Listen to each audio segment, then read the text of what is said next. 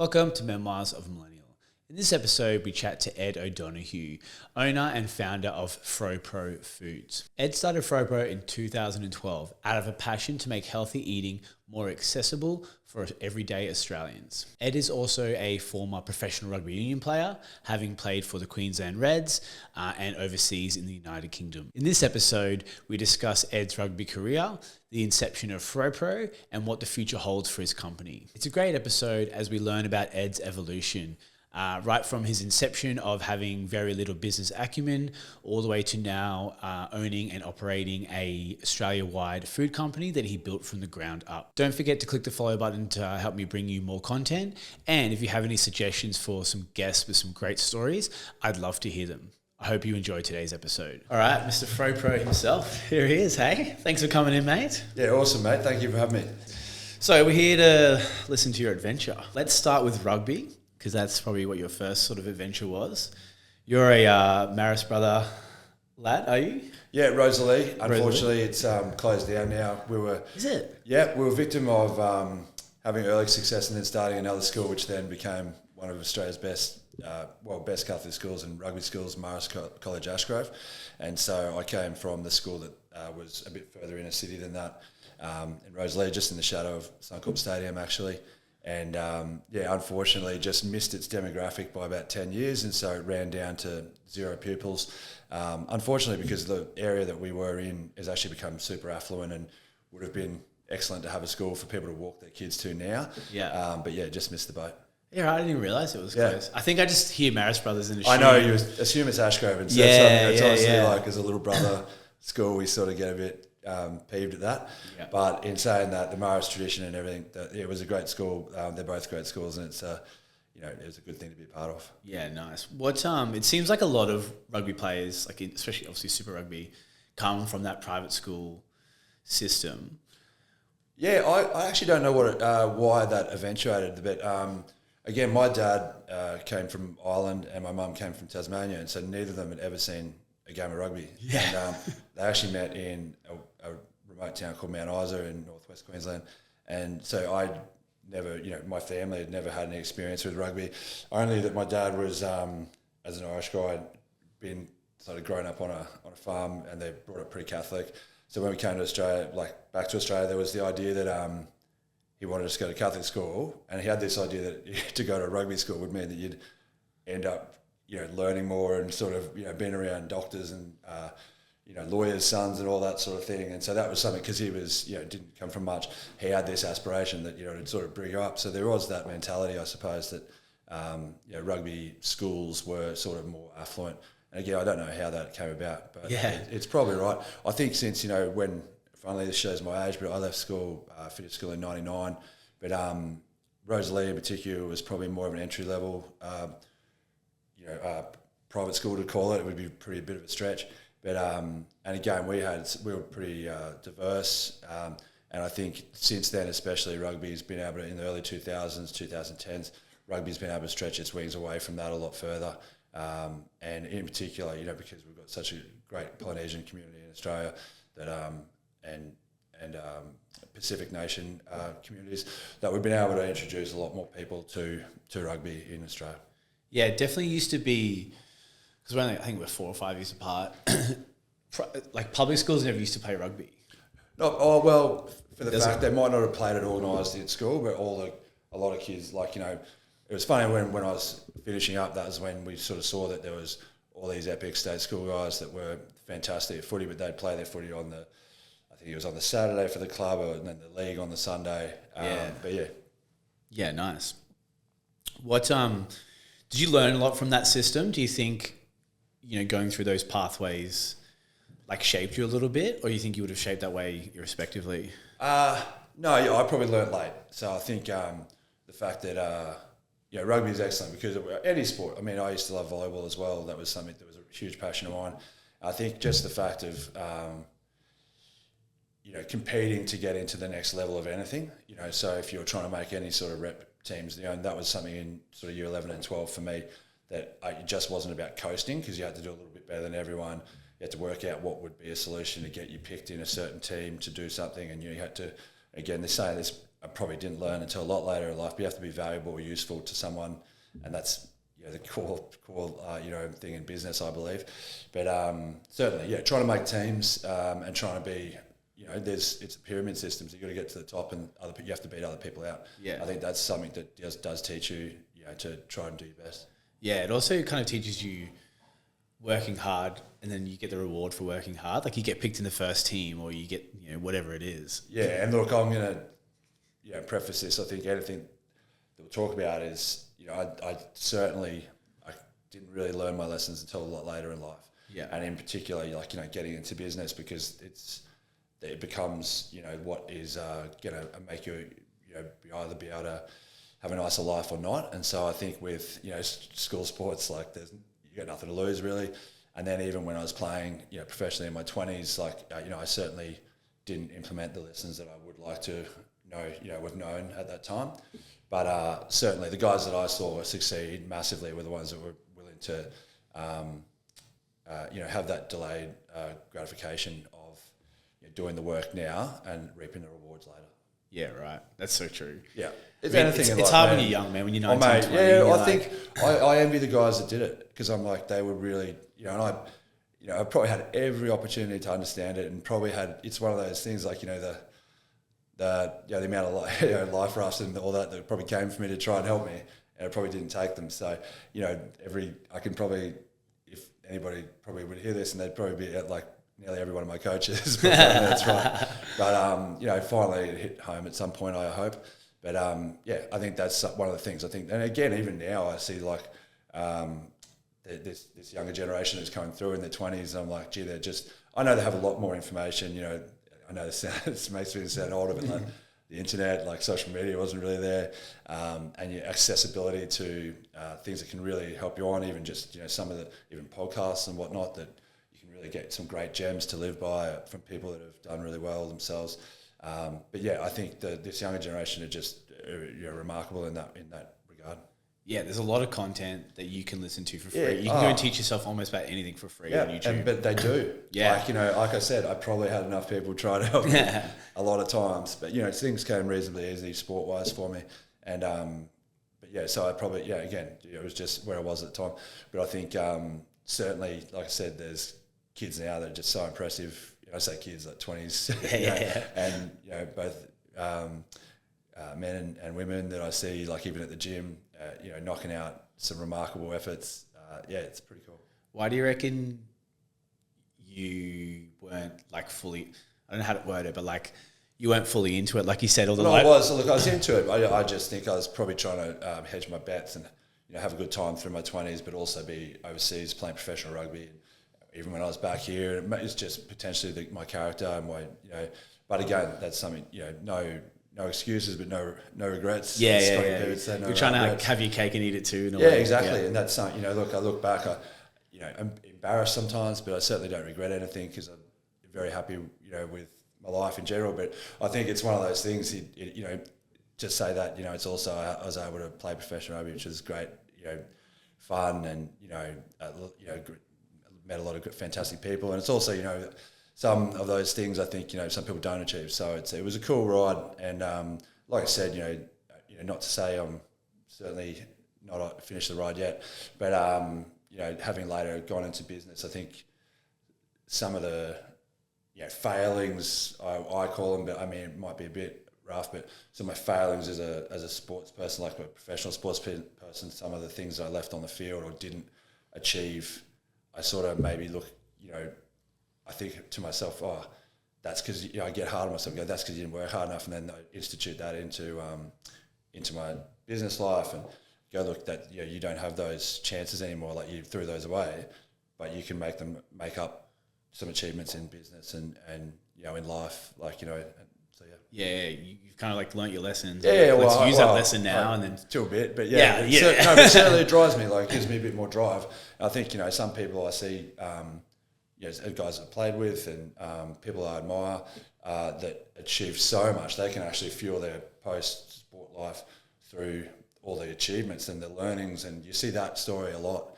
Someone that was a champion of their discipline, and then they go on and use that discipline and champion character to just continue doing things and winning through life. I think I look back and see all the things I could have done. I did it and go, that I should really. And then I go, okay, well, that's my chance now to use this as fuel for working a lot harder, working smarter, making braver decisions than I potentially would have. Because, like, again, some of the things I didn't do were just lack of discipline around the edges, and so it sort of formed my attitude to trying to do my best in business later. Yeah, nice.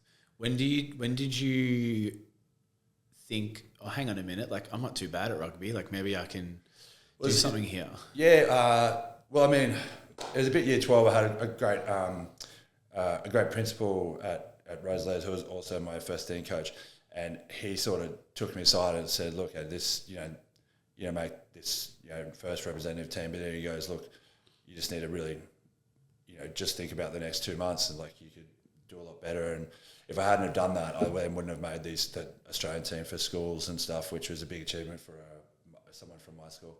And that then probably set up the opportunities I had in the next few years. And those first 3 or 4 years out of school when you're a footballer is probably when you either, like, basically, even now, I think it's sort of, if you're not on the radar at 21, it's probably going to be very hard to forge any sort of professional career. It's not to say it's impossible, and some remarkable guys have done it.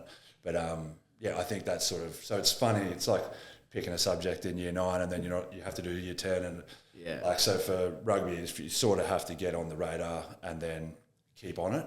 And then obviously, so again, like, it probably didn't apply myself as much, and I made it Australian under-19s, which was a great, just even took you wearing an Aussie jersey, like, it's the greatest feeling in the world. And then, like I said, I actually went overseas throughout my early 20s because I didn't do well enough to keep on the radar in Australia and keep in all the pathways for development. And but again, like, if I hadn't stayed here, there's this, some of the best friends in the world that I have from that first team that I went over and played with when I was 21. I'm lucky enough, I'm going over to a family reunion in August in Ireland, and a bunch of those guys from England, from Northampton, this club I played for, are coming over to visit. And so things like that, like, it's just, sliding doors. And so luckily I did get my stuff together a little bit later in life, played the 13 years of professional rugby. And so, it was great. Yeah. Everyone has different things, but I'm similar to you, where it's like, I never regret doing anything. I only regret not doing something.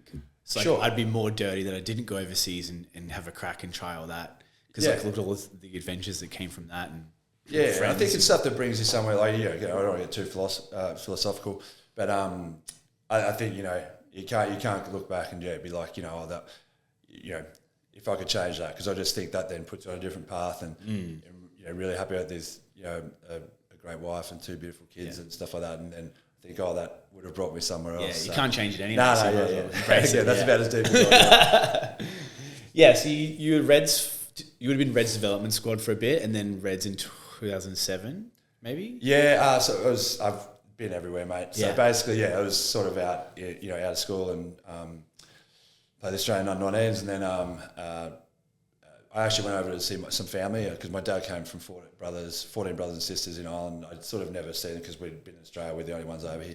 So I went over to Ireland for a year and then came home and again got back into rugby and probably just missed the boat a little bit. And then so that's when I went over to the UK. So I played for Northampton. I was very, very lucky as well that I played for Wayne Smith, who's renowned as one of the best coaches of all time.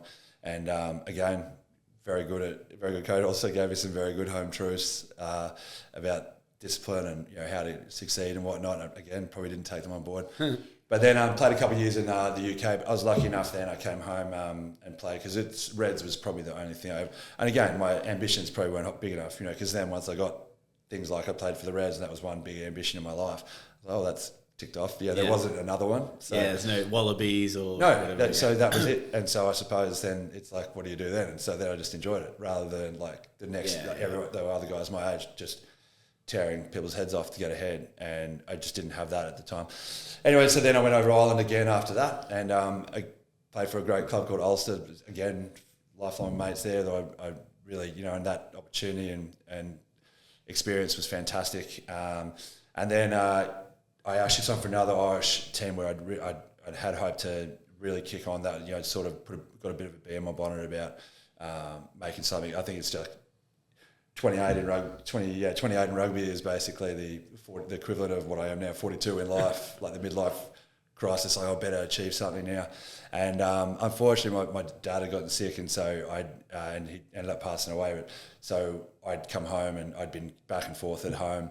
And then obviously when he passed away as well, then I came home to stay. And I was about 29, so I still had some rugby in me, but it just wasn't a priority at the time.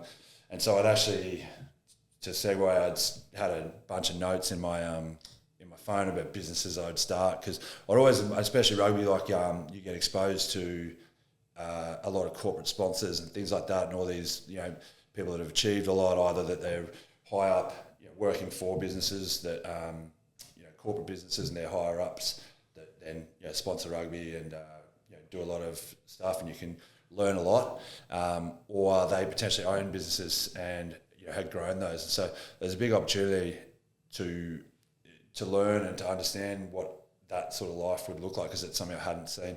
And so I, again, had always admired people but never really done anything, because I'd always just had another 2 years.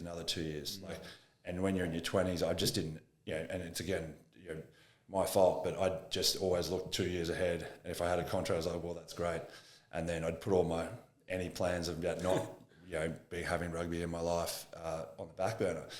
But then obviously this happens to a lot of people. Like, there's just things in life that change and activate, sort of like thrive, survive sort of, scenario. And a bunch of ideas. Some were stupider than the others. And then, I'd actually, funnily, I think I saw you at 4 Hour Body there. And finally, I picked up that 4 hour work week in Singapore airport on the way home. And I'm not a great reader, but I'd read that, and it just again, it's a bit gimmicky, the book, but one thing it really revealed for me is just the amount of some of the businesses you need less infrastructure to actually, you don't have to have a facility for everything, and it actually taught me about contract manufacture, which I'll get into a little bit later, but and so FroPro rocketed to the top of the list for better for you ice cream, and so I started to do the research on that, and driving around Queensland to different places that were dairies and whatnot. But basically, about 6 months into I basically was just doing this I had some money saved up from rugby. I was at home, obviously, my mum, my sister, and I just wanted to sort of get the foundations right. And a friend of mine came back and said that I should try and ask the Reds if they'd let me come train for a little while.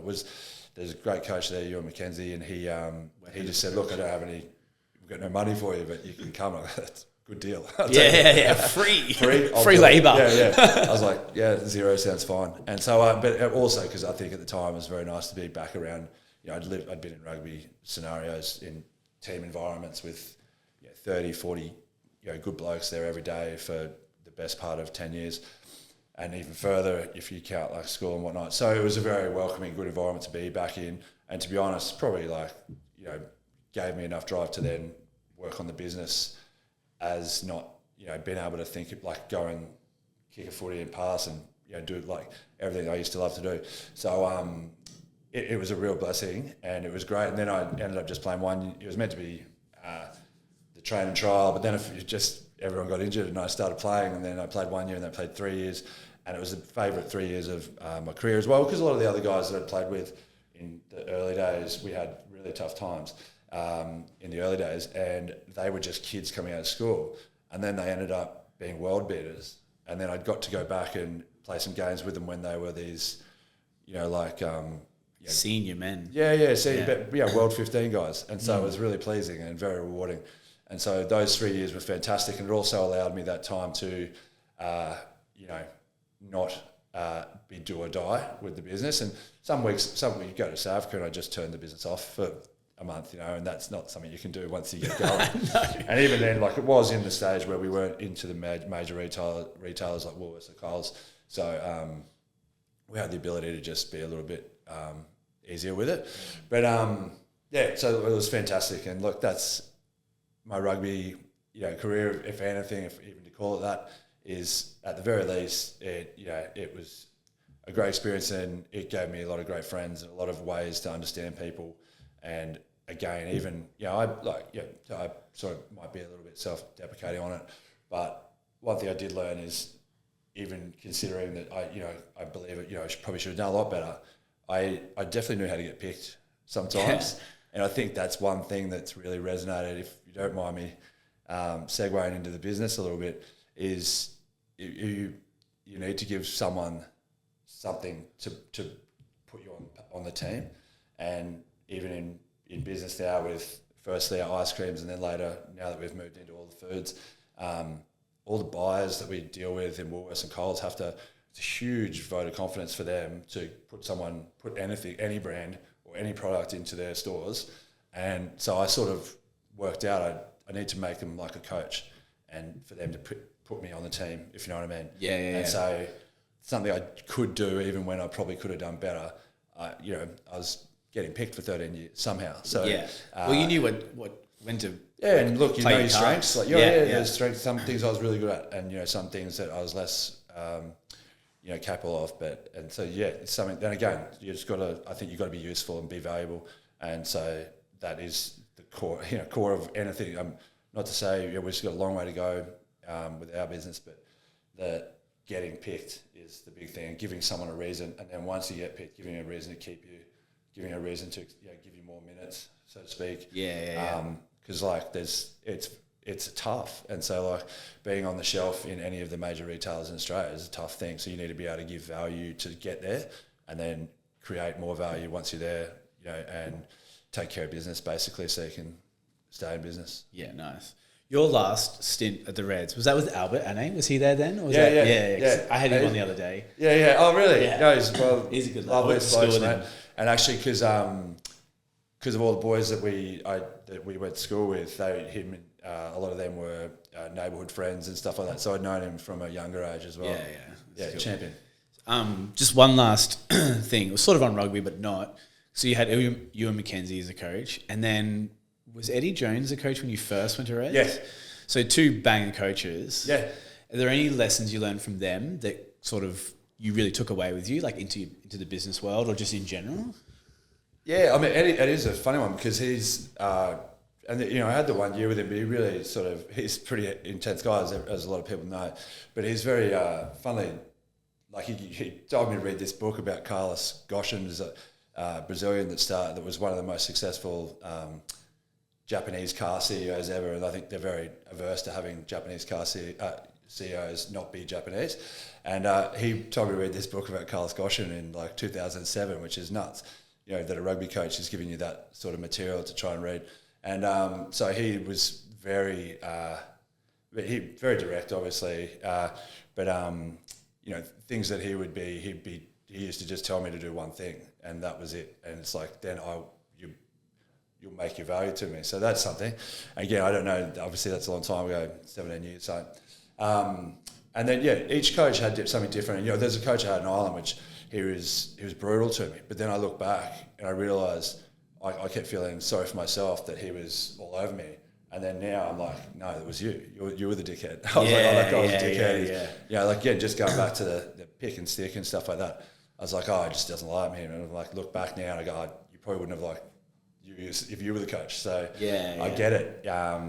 So a lot of, even all those people, and I think Ewan Mackenzie, to his credit, and this is something that I think everyone that had played for him would say, is very pragmatic. It was all about keeping a team, keeping all the wheels moving. Everyone could, if they could contribute, there'd be, in a way, he'd enforce that they could do that. So I don't think anyone ever felt poor for having him. So I think now I have not a numerous amount of staff, but one of my core aspects that we have is to try and make sure that people understand that we're in a better place. So we all help each other at work. We're not going to expect that this is everything that you're going to live and die for, but certainly that it's going to help you be in a better place in a couple of years or 5 years or whatever it may be. Yeah.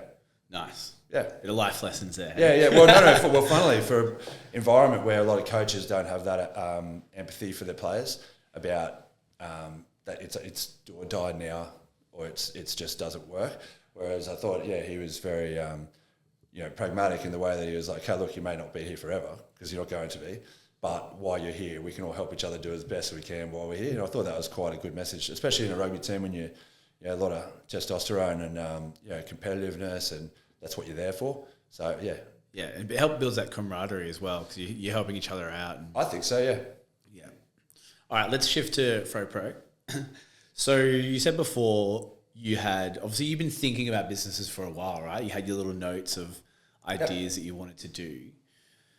What were some of the other ones? Are there any ones that you were like, well, I'm saving a couple now that I know how to do a little bit. I'm like, I need to save a couple of those. You can keep your gems, but are there any ones that you like put down as an idea and you're like, oh, that's fucking dumb now? Or like, mate, there was like, in fairness, sometimes I just wouldn't have been able to be the one, but I remember it was like a sock and tie subscription. But then finally, years and years later, they did come out. But I just wouldn't have had the capacity or the capability, to understand how to do it. I mean, I wasn't even in business. I just wasn't a natural whatsoever. And it's certainly, and again, I'm certainly not the finished article or anything like that. I don't claim to be.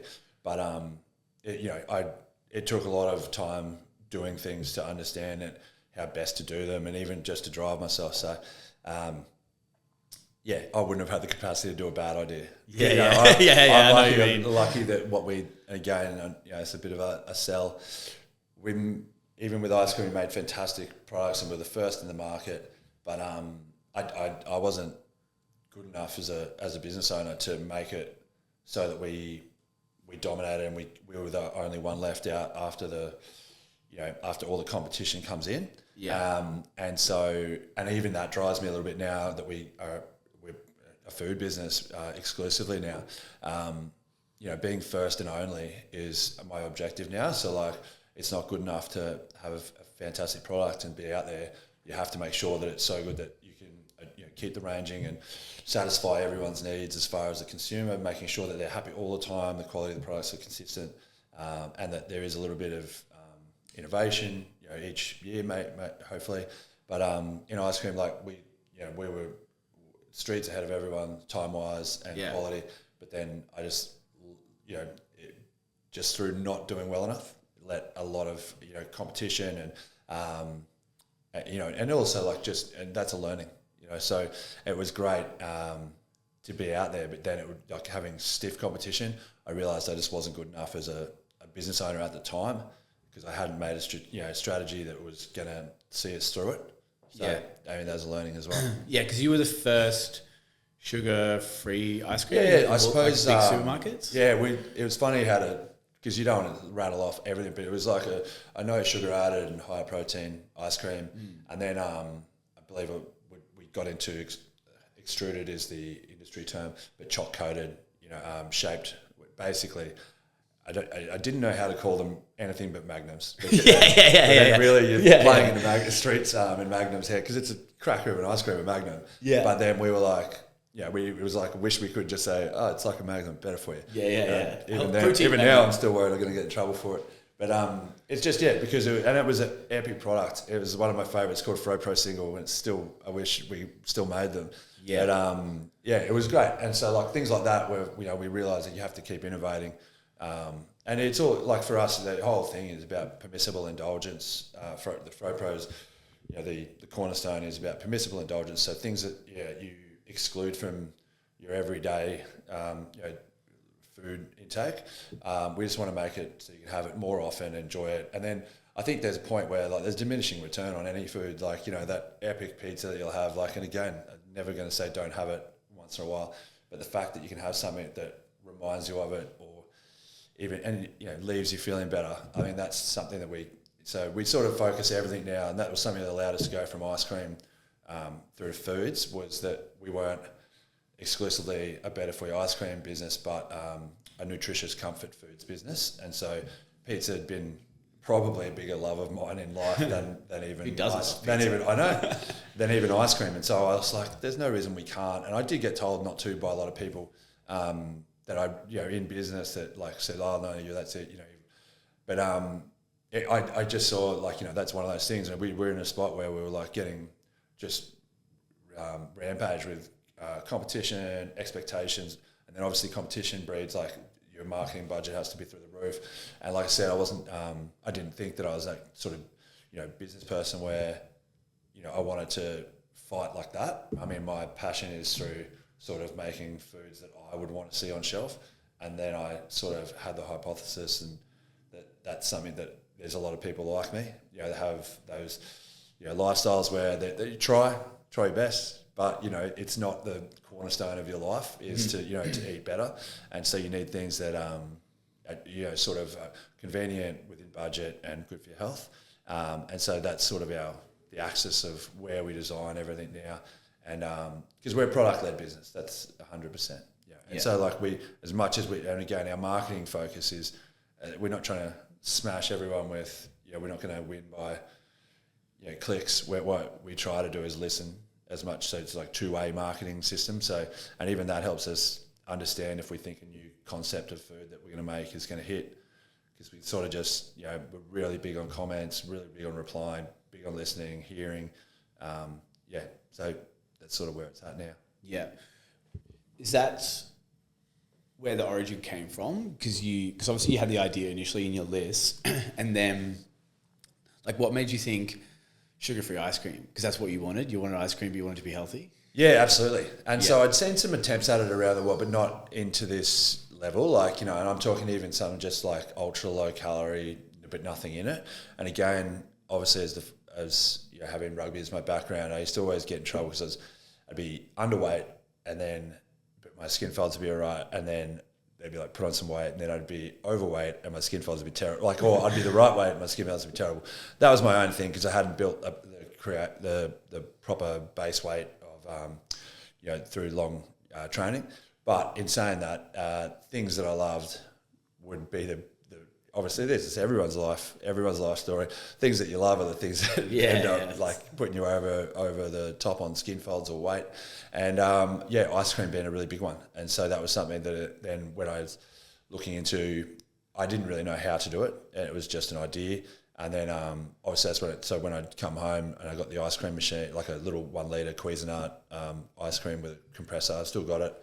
And it just basically started with a protein shake in it, and then obviously there was further playing with what they call gums, like so they're emulsifiers, and that makes it like it increases consistency, and so there's a lot of that's the food tech side. And again, so the idea was if I could get it to about 99% like of an idea, then we could bring it to someone, and then the food test could finish that last piece. And so it still didn't happen overnight. It took a long, like maybe a year or something, driving out to regional dairies, and then some of the guys here, and Googling to page 28 and ringing everybody. And again, it's still like to this day we're lucky because now if we do approach someone with a great manufacturing capability, they'll be like, oh, we've got some credibility. Like they know the stores. Whereas when this is 2013 or something, 2012, 2013, when you're coming off the street as a single guy, like a person, and with an idea that you don't have any expertise in, it's a lot harder to get people to be interested to help you. So the people that did, I'm always eternally grateful because that's where we came from. Yeah, because you said you weren't exactly the most business savvy, and then B, you knew nothing about the food industry in terms of production. Yeah. Where did you go from? Did you start Googling the shit out of everything? Yep. Did you find people and start partnering up? How did you get from notepad in your phone to your first production? Google. Basically Google videos of what makes ice cream, how do you create a composition of ice cream, and then conversations with one manufacturer that would be saying no to me. I'd say, oh, why is that? And then the reasons that they'd say no, then you could go back and work out some answers to those. And again, there's still some disconnection at the very end because I was probably pretending I knew more than I did. But then that leads to a trial, and then the trial learns something, and then the next trial you get closer and closer. Because making 1 litre is a million miles from making 1,000 litres. Yeah. And even making 1 litre at home without pasteurising it, because protein's very tricky once it gets heated. There's a lot of dark times in between that. And so that's the reality. It's still the reality even now from making a concept in a kitchen to making 10,000 units of something. It's, as anyone in the food business would know, I'm sure if anyone, you'd be telling this story at a cafe and someone over here, they'd be nodding away because it's a there's that, like, you know, think you're close, but you're not. So Yeah. and again, ice cream is probably the most tricky because it does have a lot of inflexibility once it gets pasteurized and whatnot. Yeah. We had, with Hanksy, we were doing a hemp milk for a while. Yeah, I remember. Yeah. It's like, that was a nightmare. Yeah. Food scientists and then pasteurization and all that sort of stuff. stick That's why I was around like, I milk knew and how some complicated ours was, and yours was probably the same. Yeah. So I'm like, The only one saving grace is once you get it right, it's very uniform. Ice cream, you know, a pint will be the same as, you know, the first and last teaspoon of 10,000 litres should be the same once you nail it, and that is handy. Because, like, say, for something like pizza, you know, each unit, there can be some inconsistencies. So ice cream's had very few saving graces, but and also it's terrible for melt if it's even the smallest. And that's something we lost lots of ice cream at the very start because of Australian summers. If someone leaves the back door of a freezer truck open 5 minutes, it's gone potentially. Yeah, you just don't know. So that was another. Again, I love the whole side of business of ice cream, but there's a lot of challenges. Where did you get your initial capital from? Was it just money you'd saved up? Money I'd saved from rugby, basically. So, like, you know, again, this is something you know, something that makes you better is knowing that you could lose your life savings. So, like, I think, when it's all on the line. Yeah, if you know that, I mean, there's a lot that, you know, there's different things now that wake me up. Obviously, knowing, like, because a family, you know, there's that drive you to go, well, you can't fuck up today because you got this, or you can't not do this today because you've got those. So those things are different. But then back then it was like, fuck, you don't want to be an ex-rugby player that's got no money from rugby. So I was pretty nervous about it. Yeah. How did you go from, you've got your product now, you've mastered it, run people through the process. I think I was one of them, have no idea how hard it is to get into Woolies and Coles. Yeah, well, and again, not to be like... Run us through that process. Yeah, sure. It's not... I don't want to be one of these, back in my day it was harder guys, but in reality, I actually think that Woolies and Coles now are much more approachable and discoverable because, like, you know, we've got LinkedIn, we've got all these avenues. We've got a lot of agencies now that specialise because they saw the gap in the fact that people could make a great product but they didn't know how to sell. And so there's some really nice agencies out there that I wish existed 10 years ago. But so basically I finished footy and I was nearly going to play another year, but I would have just been hanging on. And I thought, no, this is the year and this has to go now. Because, like I said, I could feel there was a bit of competition coming in. I knew that we were doing the right thing. I was doing the right thing. But so I was like, yeah, bang, we have to go. But now it's like I hadn't really gone for the Woolworths because I had, again, counterintuitive. I had been told, look, you build up your business first and then go to Woolworths and Coles. Whereas it's funny, the way to do it in Australia is to, if you've got a good enough product and if you know this, obviously everyone knows the benefits, but you have to understand not the pitfalls because Woolworths and Coles are actually, contrary to popular opinion, they're good to deal with if you know exactly what the opportunities are, because everyone wants the upside, but no one wants to do all the work that you have to do to get in and be successful in them both. So there is, and it's the difference between having like a Sunday market business or a larger retail business. And so, like, I just think, look, I'm not going to say Woolies and Coles deserve defending, but I just think I know what you mean. It's a shop front for you, and you need to do all the right things to create a positive outcome for everyone. And so, but yeah, getting in's hard, but it is easier these days. But so and again, this is just a tenuous link that I'd somehow been introduced to someone who knew someone that sold some fruit to Woolworths, and then they got me somehow found the ice cream buyer and made a meeting for me. And so I went down to Sydney with my box of ice cream on dry ice, and rented a car like at the airport and drove out to where their head office is. And the guy was a legend. He was really nice, gave me time of day, and I think originally put me into like 85 stores out of, they've got a network of around 1,000 now, Woolworths, but at the time, probably still about 900 back then. But the only thing is I wanted more because I wanted just to do it and do it well. But then 85 is really hard. They do this thing called direct-to-store delivery, DSD, and that means you have to organise your own logistics, but then you have to organise 85 stores, invoices, and it's a nightmare. And I was still by myself for a long time. And so I was doing it on Word doc and, invoice. It was pretty, I just still look back and go how I got through it. But it was tricky. Hungry. But the 85 stores proved up, and then the next year, I think about 8 months later, we got to 300, and then we actually got introduced in the warehouse, which is the way to do well within Woolworths and Coles. And then it went, again, good for a year, and then so we got into the full distribution of the 900 stores with a few pints. And I was able to get into Coles, and they were a fantastic deal with as well. Like I said, ultimately, it's funny, everyone looks as the two big guys as like faceless organisations or whatever, but you deal with people, ultimately. And people want you to do well if you want to do well for them. And so we're in both, and then we're lucky to get, like I said, the single is really cool. The Fro Pro single is a choc code because it's sugar-free chocolate. It was a delicious product, and I loved it. Still miss it, but my wife misses it more than me. And and so then we're able to launch those, and so we had like a really nice range and distribution spread. But it was just a fortuitous thing to start with. But I think now, like I said, it's there's a lot of opportunities now. And I think Woolworths and Coles are looking for more unique products, and also I think Australians are looking for more unique things. Like I wouldn't even say that what we had sold would be considered unique now. It's just because it was. Well, it was at the time. It was right. And then but even now, like I think both supermarkets are doing an excellent job at bringing things to the masses that potentially even the mainstream person would assume isn't as popular. And whether that be international foods or health foods or vegan, dairy free, etc. Like I think they're doing a good job of getting that out there. Yeah, people's tastes are evolving. Absolutely, but also Woolies and Coles, they don't have to be the ones putting it out there, but they're still adding some products like that because they know they'll be a niche It's market. pretty low risk for them.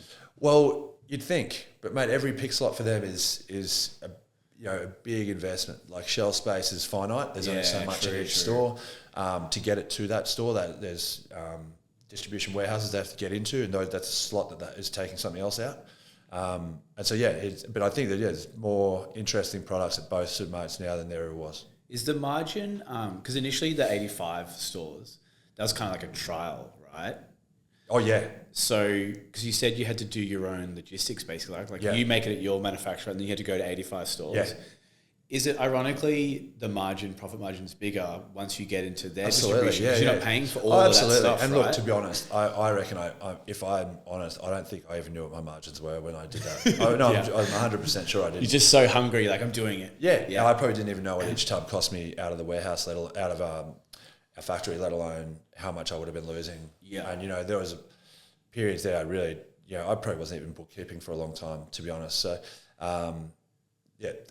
Were you doing it all yourself, and then obviously manufacturing, you third party manufacturing, but all the other stuff, was that all you? Yeah, pretty much. And I mean, looking back, stupid, but in saying that, there's a lot I didn't know. And then, like I said, the only saving grace is that then things got easier because I was doing it so stupidly.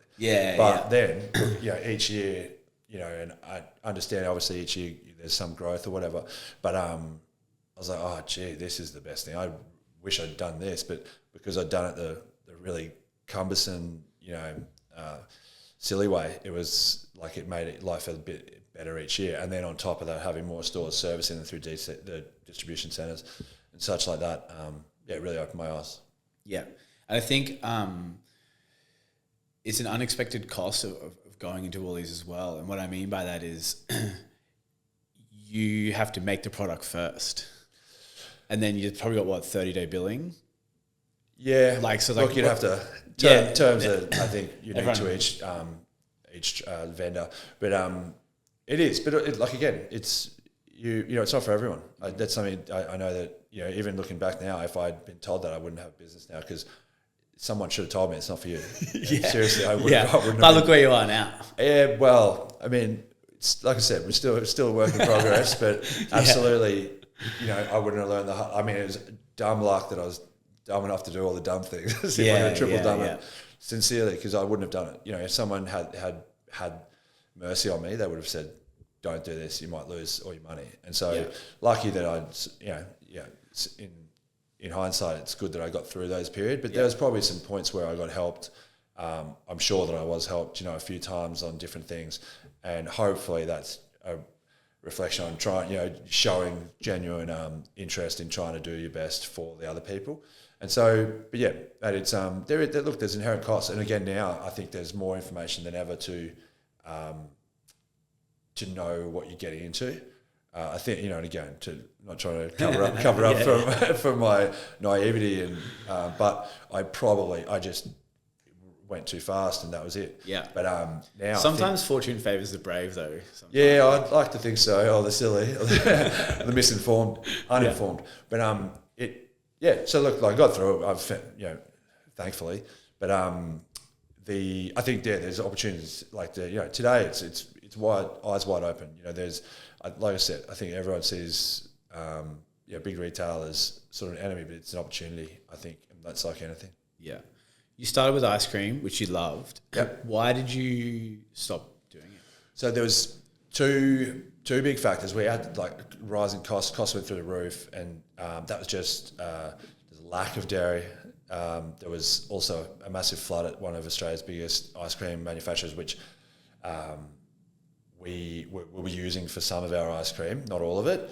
And but what happened then is we don't have a massive amount of ice cream manufacturers in Australia, because there's obviously the two massive ones, Streets and Peters, and then outside of that, there's a handful of people that could do the volume that we would need. And so if one of those goes, the rest of the capacity in Australia has to go pick up the slack. Yeah, so there was 5 that goes into 4. It was probably more like 4 into 3. And so then all of a sudden we actually had like a 4-pack of our FroPro singles. We were retailing for $10, and the only way we could make it work was the 4 were going to have to be 14, or we had to get 3 for 10. And like, we just didn't want to. Then we had it out in the market, and like, we feel bad because we know things like you don't want to charge customers more, but if we can't make it, if we can't survive, we can't sell it. Yeah, you can't lose $2 every box. Well, no, unfortunately. And but yeah, so then I think there was a position where it was going to be that then now all of a sudden the 3 would have to be 11 or 11.50, and we're just like, look, because we'd already started pizza, and we just didn't want to be the company that was doing that. And also there was just a lack of capacity for manufacturing in Australia, and there's a lack of capability. Finally, there's just not.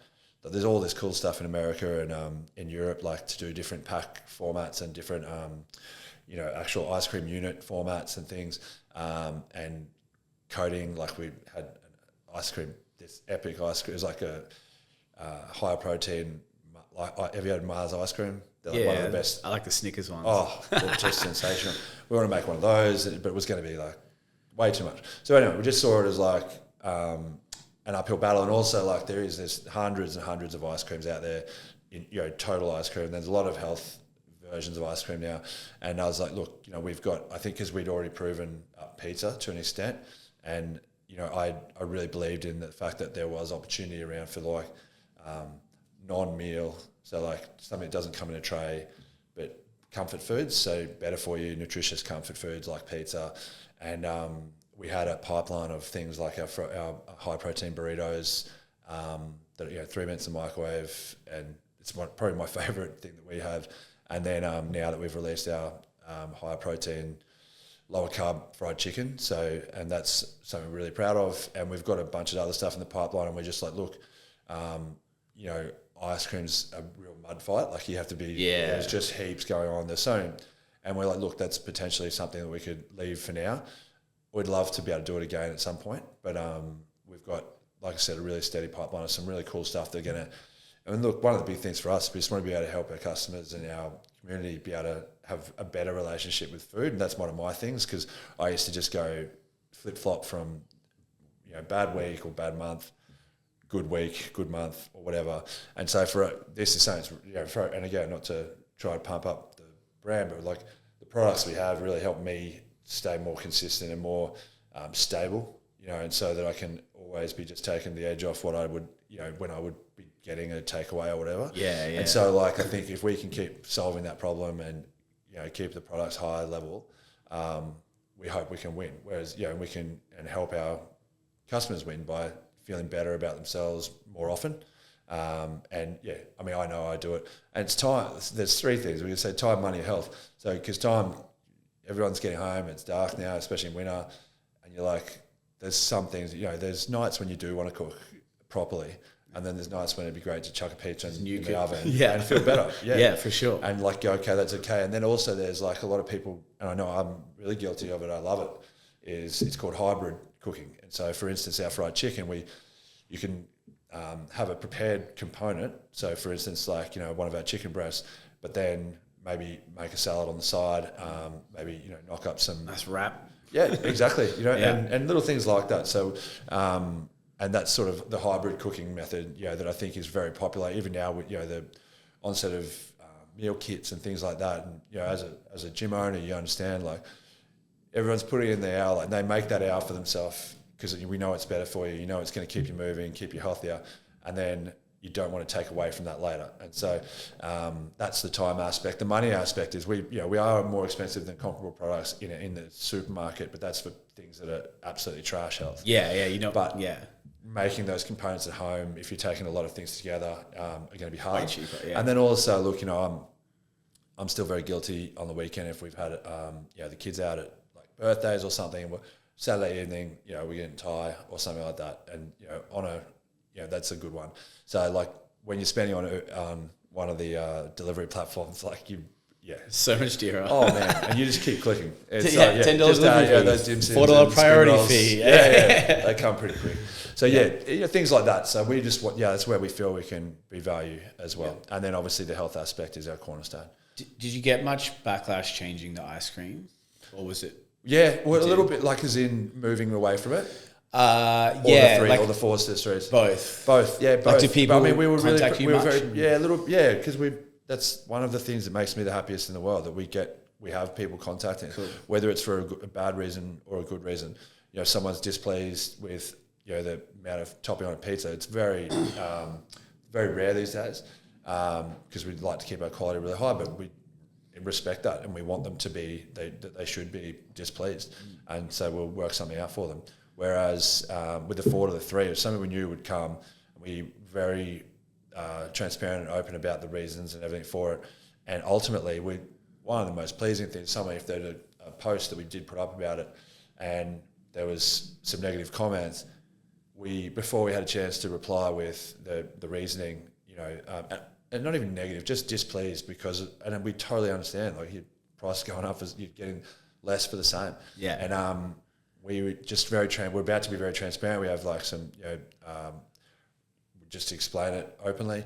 But before we had a chance, another person would jump in and defend the fact that a small Australian business would need to do such a thing. Yeah. And that was in someone itself, who gets it. Well, yeah, but I mean, then it's, peer review, appreciation, which is something that I've never ever taken for granted. Even in the very early days, whenever I'd get email to the info at or something like that about a complaint, or someone wasn't happy, I'd be absolutely gutted for days. Like, it'd keep me up, and I still do really make a big emphasis in the business with how us looking after our customers, because it means, like, I see people buy pizza when I'm at Woolies, and I'm just like, that is the best thing in the world, and so it still just means a lot to me that people even purchase one product of ours ever, or even if someone sees a t-shirt that I'm wearing and tells me that they eat it, it's the best thing in the world.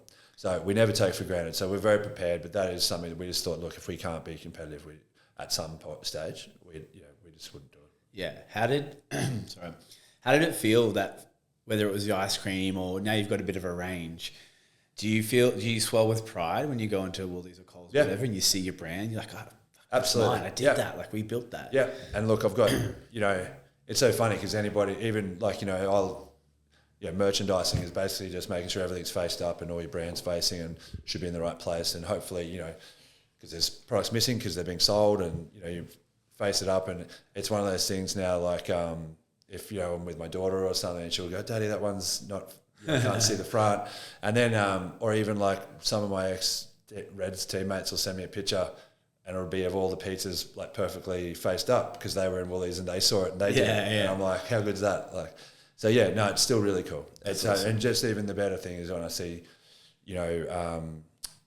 someone at the register behind me with some burritos. Actually, so older than me, not old, but a couple with like about 6 burritos. And I said to the guy, I was like, oh, mate, that's my business. Thank you so much. Like, it really means the world to me. And he goes, oh, it's not me. And she goes, here she is. And then his wife came over and she's like, oh, no, I'm a nurse. And they're really popular in our hospital in our ward in the freezer. And yeah, blah, blah, blah. And so I sort of told him like that we had the 2 new flavours coming of butter chicken and stuff. Like, she was, oh, I'm excited. And the fact that it matters to someone else matters, like, you know, because you get consumed, as you know, you get consumed with your whatever you do, your business, and, you know, you sort of, if anyone else shows the littlest of interest, you're very happy. Yeah, sometimes you got to, like, it's almost like stop and smell the roses, like take a minute to be like, oh, like, people are buying my product. Exactly. And you know it's happening. But funnily, sometimes, especially when I was by myself for a long time, like before we had anyone in the business, you just get numb to looking at words and it's just data, words and numbers and stuff. It's just blipping along the screen. And so I think even, you know, one of the best, and again, a lot of smarter people than me, but just having your products around and invisible and, you know, seeing more of what it is that you're doing and hoping, you know, like we get really nice stories. Like, you know, again, we're not, you know, it's not to be a weight loss, you know, business, but if that's a side effect of people having an easier relationship with food, it's fantastic. And so we get, you know, really nice stories about, say, how someone has lost a significant amount of weight and it's easier, but now it's made a better life. I had one of those about 2 weeks ago. It was funny. It was on a Friday or something, and so we're like, and you know, we put it around the business. Yeah, exactly. And you're just like, it's still fantastic. And like I said, I still take, you know, anything that, if we've got anything that we can't fix. If we hear anything negative and we can't fix it, we straight away we work out that'll be a big component to a new part of our ongoing strategy, because that's if it's a problem or if it could be, we'd like, well, we need to fix it. Mate, for sure. Dead without your customer. It's important to listen. I mean, you're not always going to be able to meet all of their demands, but, you know, 90% of it is a big step. I think so, yeah. Yeah. You said you listen to, on that topic, like feedback and stuff from consumers. Is that how you help choose what your next product is going to be? Like, how did you go from ice cream and you're like, pizza, burrito, chicken? Like, how did you get there? Yeah, well, pizza was a no-brainer because, like, I mean... Pizza and ice cream. Yeah, I know. Well, absolutely. And then also, how many, you know, how long has... It's not... I mean, what we did was reasonably different, in fact, because, you know, obviously we fortified the base with sort of vegetable protein and some cool stuff, and we did some replacement, some extra fibre, and so made the base, because that's where one of the big pitfalls is in amount, like, you know, you can get about 100 grams of carbs in like a Domino's or something like that, and then obviously saturated fats, and those things are a bit easier to remove by using leaner meats and such, and leaner cheese and whatnot. But you know, who's like you know, always the ripped healthy person that you know has been making personal pizzas for a long time on like tortillas or something like that. So it's one of those hacks. People have always been making homemade pizzas and trying to make them a little bit better. And again, it's about convenience, about us doing it for you, and obviously, like, we're, you know, using the best people in each trade in Australia. So pizza was a good one and an easy one for us. Finally, I actually presented it for 2 years to a buyer at Woolworths, and she was so supportive. But she goes, look, it's not good enough, mate. And what, like, not good enough? The base taste, it just wasn't good enough. And she goes, look, if I want to say yes, but if I say yes, you're going to fail. And so I owe her a lot. Like, she's a fantastic category manager, one of the best I've dealt with. But someone saved me from myself. But and then we got it right. She goes, yeah, this is it. So it's good to go. So I'll tell you that's sort of half the battle, is because if you can convince someone at Woolies and Coles because of it, but then also you have to look at, you know, and again, this is just business 101, is understanding any reference points that can because especially if you want to be first, it's difficult to have any history of something. No proof it's going to work. Yeah, but then also, like I said, listening, like, you know, there's a million, like you can see on, you know, social media, Google, you know, search items and things like that, things that may be of interest. But also, I think personally, like, I use my guard as someone that wants these products for themselves. And so, like, there's a couple of things we've got in develop, like, that we've presented, and I'm hoping will be out later this year. I'm like, damn, I hope they say yes, because I want to be able to buy them. And I want to Yeah, be able to put them in my yeah. freezer. You know what I mean? Well, you are your market, like you said I before. hope so. Yeah. I mean, I'm getting old, but I think in Australia, especially now, as you know, anybody who's got an interest in doing a little bit better via some workouts, some gym, and some small eating hacks, and just doing a little bit better. They're aging. They're a lot like there's people that are a lot older that are doing it now. So it's not just. I think there's a much broader community. But I swear, if I want it, I'm pretty sure someone else does. So even my mum's like, oh look, I bought these protein brownies. I'm like, you don't need brownies, mum. Like, that's because like healthy. She's like, and exactly. And I mean, I think as well, like there's a lot like your mum being interested. Like, that's a huge thing. I don't think because they still want, like you said, a person your mum's age 20 years ago would have been. Yeah. So I think Australia's everywhere's come a long way in that regard. But yeah, so I think that's part of our thing. Look, I think because we're trying to do things first, it is a little bit about it's nearly like what if we take the good points from this, and this is a food that we think we could translate that into. So there's a couple of cool things hopefully that we've got. Yeah. Do you have a full-time R&D team, or do you just kind of do R&D when you have an idea and you're ready to get to a new product? Sort of. So there's we've got people that, like, again, I was pretty much head of like concepts, I suppose, and still sort of that's my thing, one of my passion about the business. But now we've got some people that have actually done a lot of it and had some social media sort of accounts that have been doing things like our products or versions of better for you foods. And then on top of that, so they have an understanding of what gets a lot of interest. But as far as like full technical R&D, we don't, because what happens is obviously once we get to a level that we feel we can bring that to have get manufactured, then we can work collaboratively with someone who's an expert in the field in that product area. Yeah, okay. Other than, I think, again, it's the beauty of, there's downfalls of not having our own dedicated facility, but then there's we've got our pizza guys might be the best in Australia, and then so we get to, that's better for the customer, and then our fried chicken guys, in my opinion, are the best in Australia. So then the customer gets the benefit of that. Whereas if it was all in one place, you'd get it's just jack of all trades, but master of none. Yeah. Nice. Yeah. Do you? I guess it's different with every product, but like how many? I don't know what I'm trying to say. Like, say the chicken. How many attempts did it take to get the right chicken?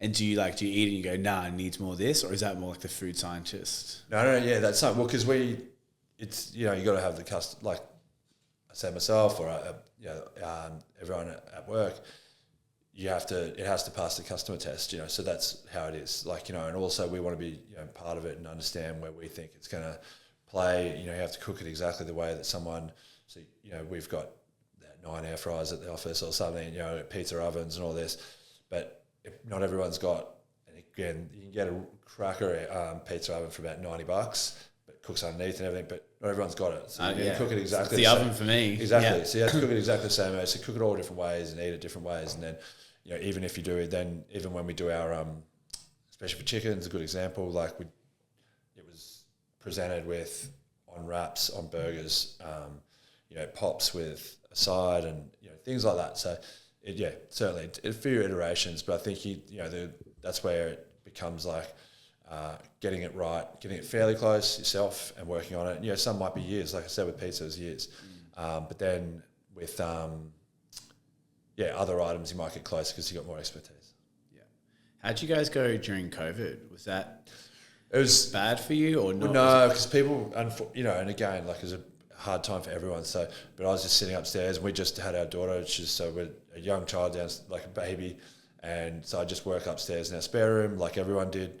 But basically for food, I don't think it was. Food businesses didn't. It's retail food businesses. I feel terrible for everyone in obviously gyms. Food serve, gyms and cafes and restaurants. Yeah. But as far as Woolies and Coles, stayed open. That was one of the few freedoms we had to go to the. Did you struggle though, like manufacturing and stuff like that? No, most of the sites were all was it primary.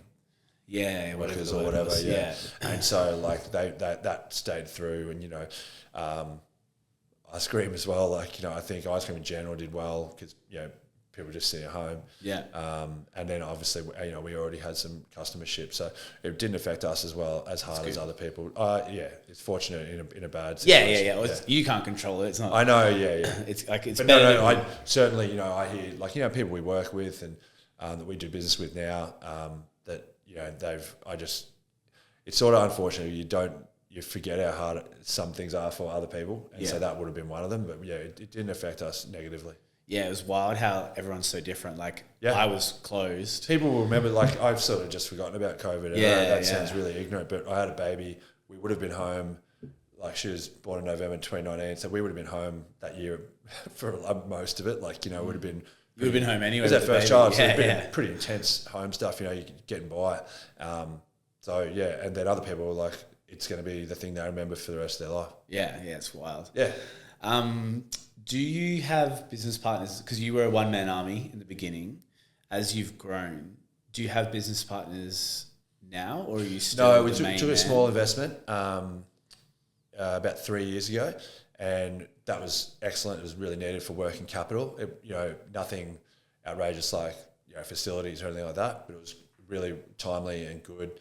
And then within the business, I have employees and stuff now, but it's still a private business. Yeah, cool. What would you say your main role is now?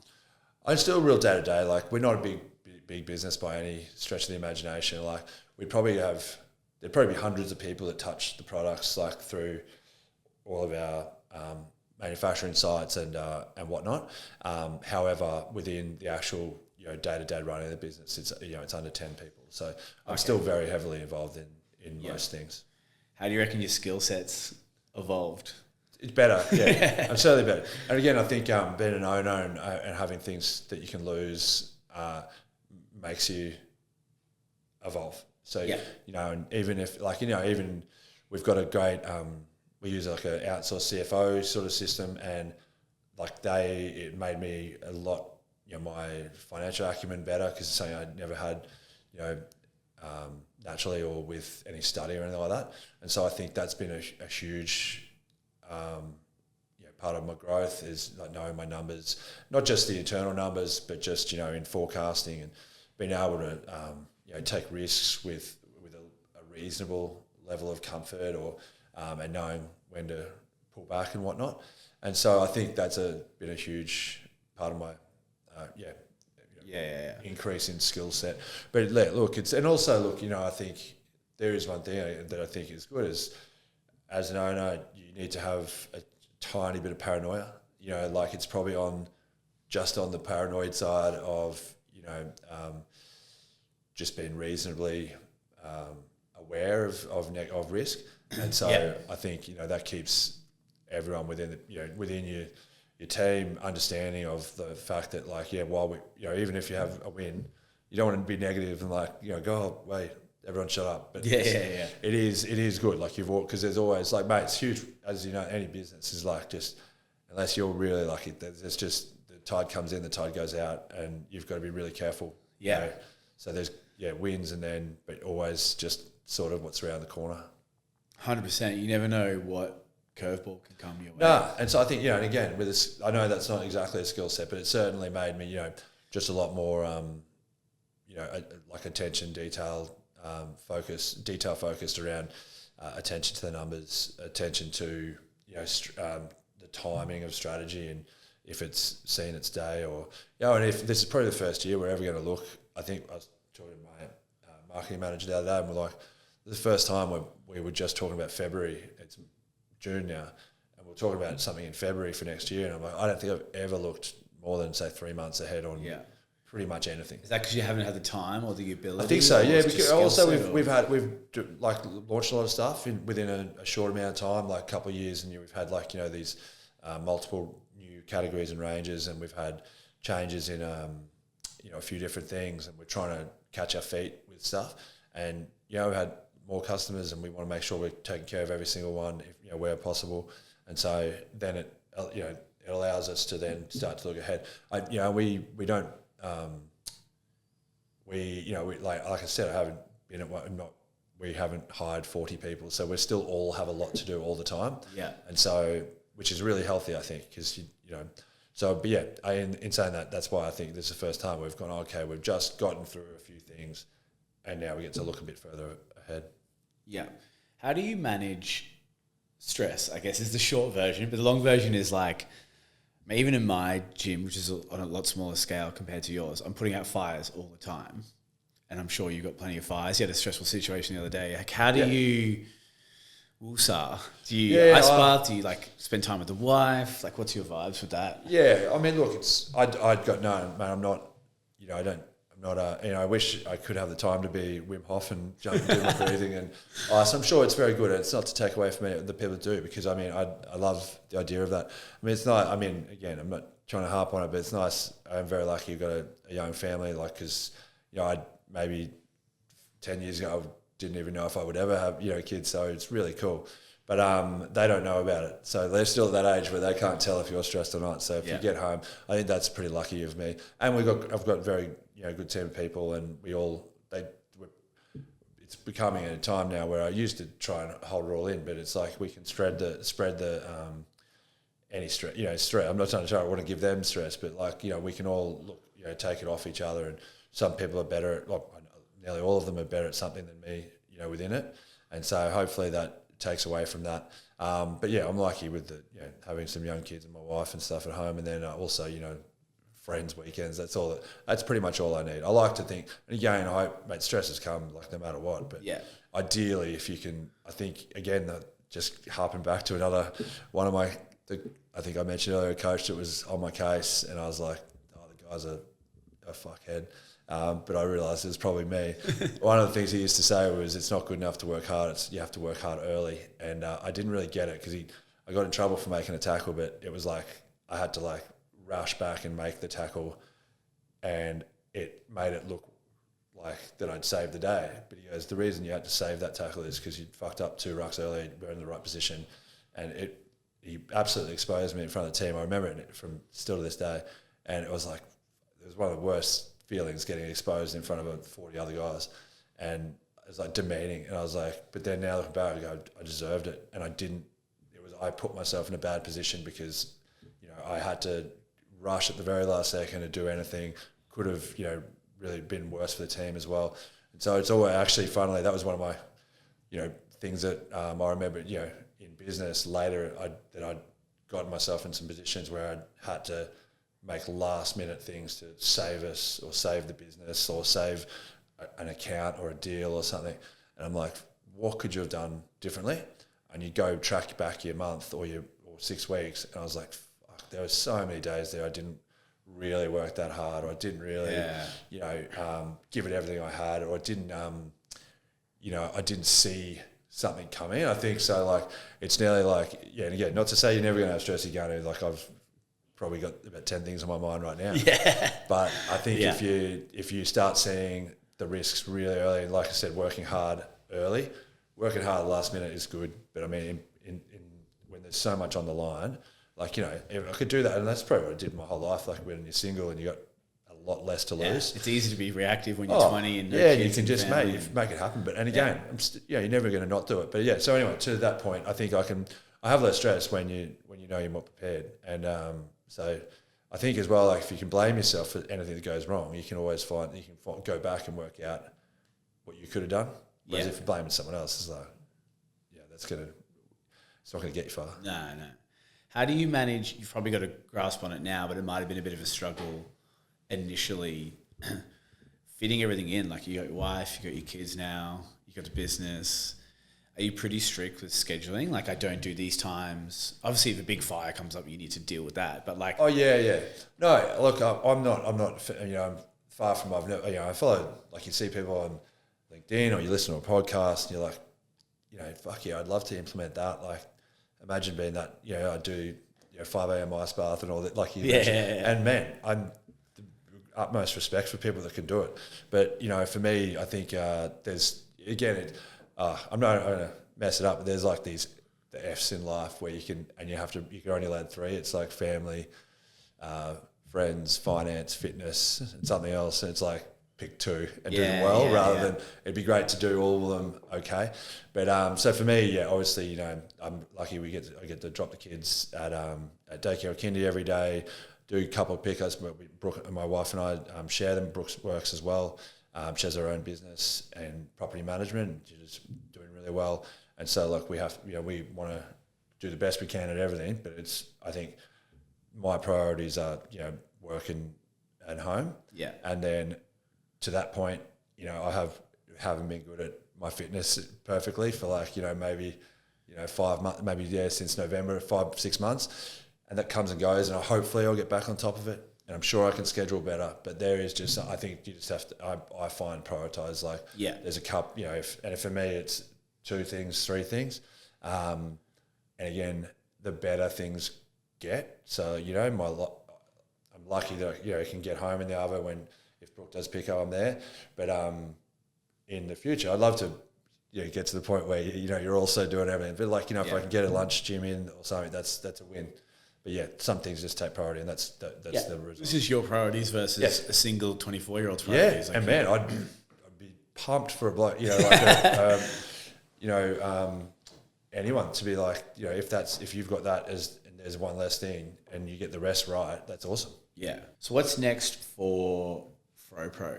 Like you said, you've got a few products in the line, which obviously you want to keep on the low. Like, where do you see the brand in 5 years? Like, do you want to build it to sell it and move on to a different venture, or you want to build this big empire? Like, what's your vision for it? Look, I've always thought that, again, I think when I was doing ice cream, I had this idea that you could just make something and then, you know, some giant would come along and give you all this money, like, back up the truck and you'd be sweet.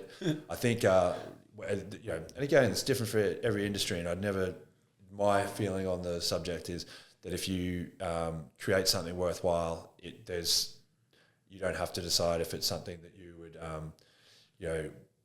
I mean, at the moment, I feel if you want to make something a great business, you need to make it so it's for you, and you can keep it. Everyone that's, you know, invested in the business, whether it be employees or anybody with shareholders, that it's rewarding for everyone, and that it's rewarding for your customers. So, like, your end consumer, but also the people that are buying off you into trade, like, you know, the supermarkets and IJs and Woolworths, Coles, and so if that's all I think you have to worry about, and then the rest will take care of itself. If there was anything in the future that was attractive, but I mean, I just love the business. I love the problems that we solve, as in, like, the products we produce to make people's lives easier and better. And, you know, I'm not trying to say we're not like it's a, you know, we're not like saving lives or everything, but I do think we make people's life week to week more enjoyable. I know the products that we eat at home, like, we look forward to Fro Pro Friday for pizza, and, you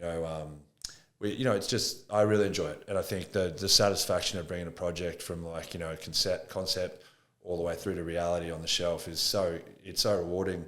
And like I said, the dimensions, any compliments we might get and all that, it's awesome. And so I think I just want to continue to build something that we can be proud of and that can give value to everyone.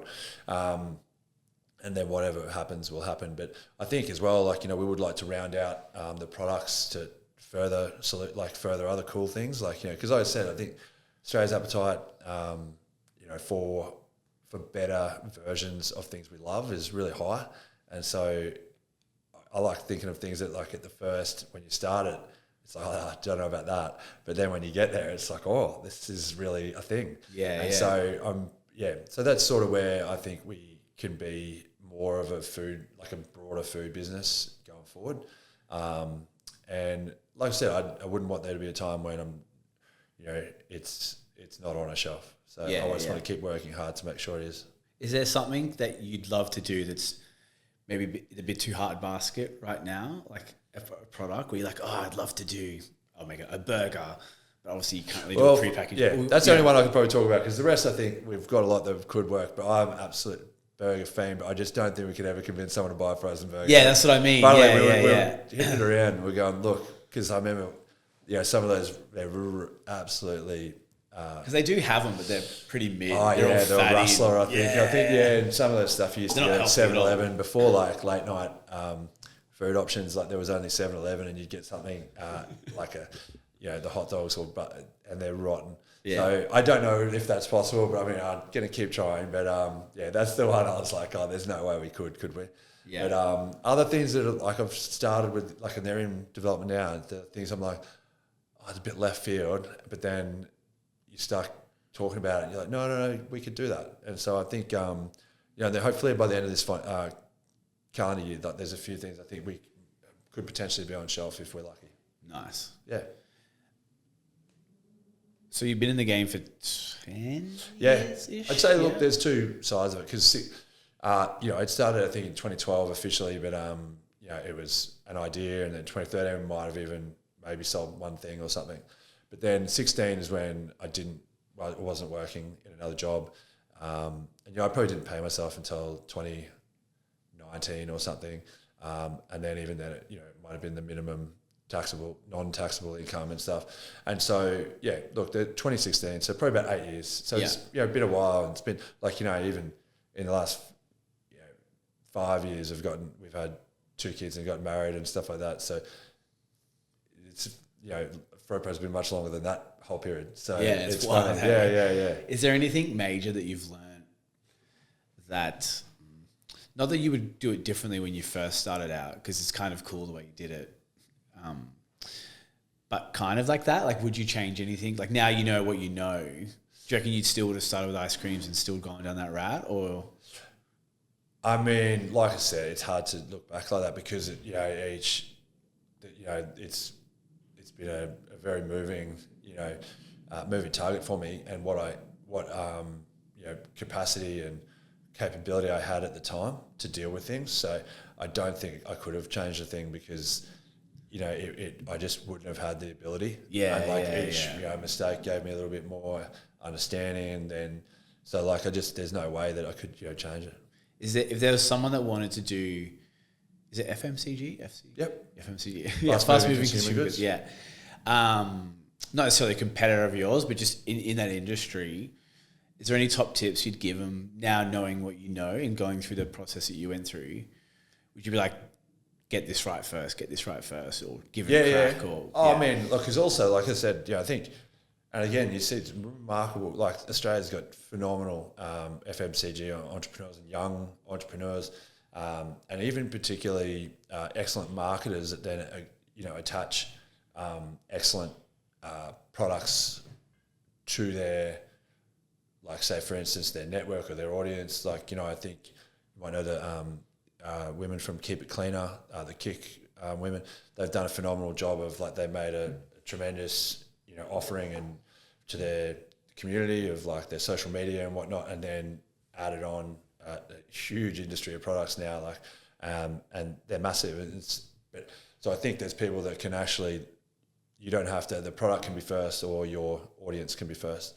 I think you see that more and more now with, even to, I don't know how it goes now, but the Prime drink with the Paul guy, that was an audience first, FMCG product later. So I would, the only thing I personally is I was always product first because I felt that I was finding a fit, and I'm not a huge self promoter. I haven't done a lot of this, even podcast and things before. But then there's the flip side of people that can have that audience first.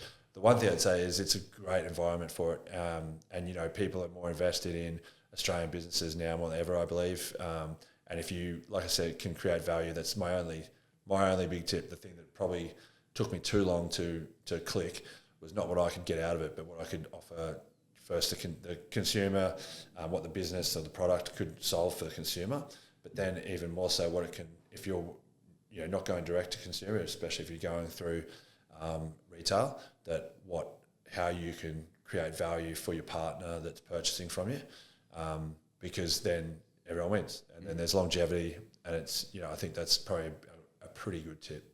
Yeah, you said before about product first or like your following first. Obviously, you went product first. Did you have to do much marketing with the ice cream because that's your first product? Did you spend much there, or did it kind of snowball because word got out? Yeah, I think it's a good product, and we did have first mover advantage for a while there. That helped, but then Halo Top came in from the US, and it had they dominated for yeah, a while. Yeah, and, you know, it was very like it was comparable. It's still a good product, but it's yeah, they had like the Kardashians eating it and stuff like that. Like, and that's global appeal. There's no way to like go past that, and so we did what we could with what we had. But even then, looking back, you know, like I said, that's a failing that I had, is not understanding that you need to really control launch marketing. You need to control and try your best to create a community that is involved, peer referral, you know, through people recommending to others. I mean, that's my favorite. If you can see that happening organically, that's like that. I really feel that's what you can take as a measurement of success, is, you know, and that things that are going the right way is if you have peer referral, peer review that's positive. And so we, you know, that's something I didn't know what I was doing whatsoever, and so I didn't do enough of that. So to your question, I should have done more. And so, like I said, we do now is like we are more strategic with, you know, all of our programs, whether it be, you know, direct digital to the customer. One, yeah, it's harder, not harder, but I mean, it's a little bit hard because we can't. It's very hard to measure our marketing spend because we sell in retail. Yeah. So we're disconnected from it. You know, like click. You know, you can't tell that ad got you that sale. Yeah, exactly, it's just brand awareness the whole time. And you know, there is things, you know, hopefully we can tell what, you know, how many people we've reached and all that sort of stuff. But ultimately, we can only tell by if there's sales at the end of it. There is some more sophisticated stuff that we can do, and we do. But we just, like I said, we just try really hard. I know that sounds not the most businessy thing to say. But if you're looking after the customer, listening to the customer, hopefully, I said, giving value, making a solution. That's... Yeah, we call them raving fans. Yeah. You want your raving fan because then they go bring their friends in and they bring their friends in. And mate, like, word of mouth is not going to do it for no reason. So, I mean, we can keep people happy. Hopefully they'll you know, recommend us. Yeah, nice. All right, we're moving to the final three, which is just three sort of questions I ask every guest. So the first one is, what's a piece of advice that's been given to you in any aspect of your life that's really stuck with you? Well, I mean, I've probably gone through a few of them, but I think the be useful, be valuable. So I think, you know, along the lines of, as much as it is what you can get for something, or what that'll do for you. I think if you can bring value, like whether it be a product or even something that you can do to help someone else, and it doesn't, you know, ideally it's not even with the view of receiving, you know, I think that's something that can be really useful in your life. And, you know, and again, it feels good, but also, and, you know, that might be in a personal level, but I think from a business level, it's very much, you know, like if you're valuable, the value will flow back to you. So that'd be it. Nice. What's one book or podcast you've read or listened to lately that's stuck with you? Mate, I'm not, like I said, I'm not especially not recently. But there was a book.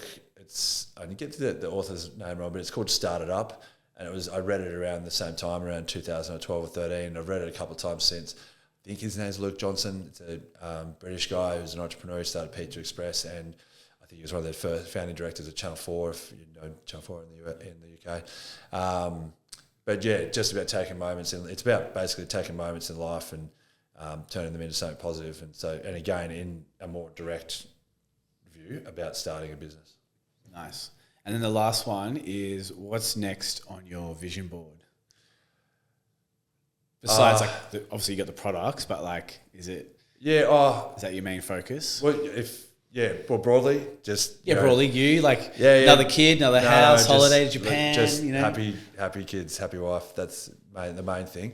But yeah, and like I said, you know, hopefully that is, you know, a byproduct of just delivery on a few more things for FroPro and making good products people enjoy. Yeah, nice. I'm keen to see what the products are. Maybe when I press stop, you can tell me what they are. Well, me too. Are you a taste tester? I'm happy to be a taste tester. Yeah. That's it, dude. Thanks so much for coming on. Cheers. It's been good listening to your adventure, your story of FroPro. Greatly appreciate it, and I wish you all the best. Thanks, Zanos. And we'll chat soon. Yeah, good man. Cheers.